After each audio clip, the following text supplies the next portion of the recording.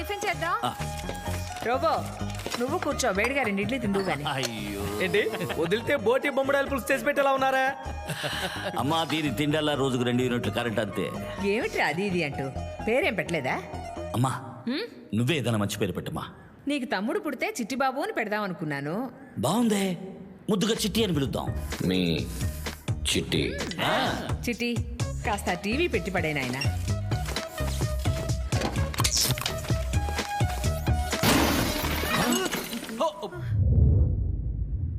అమ్మా, పడే అంటే వాడు పడేస్తాడమ్మా. టీవీ ఆన్ చేయని వాడికి వివరంగా చెప్పాలి. బసి వచ్చిన వెంటనే ఎక్కడికి రా బయలుదేరావు? ల్యాబ్కా? కాదమ్మా, క్రాప్ చేయించుకుని ముందు సన్నాను కలవాలి. కోపంగా ఉంది. ఎక్కండి. బండి ఎవరు నడిపేది? చిట్టి. అయ్యో డాక్టర్ రిస్క్ చేయొద్దు. నువ్వు రావట్లేదా? లేదు డాక్టర్, కడుపులో తిప్పుతున్నట్టుగా ఉంది. మీరు వెళ్ళరండి డాక్టర్. నువ్వు ఇంట్లో చెప్పి రాలేదు, మీరు పోండి. Change to driving mode.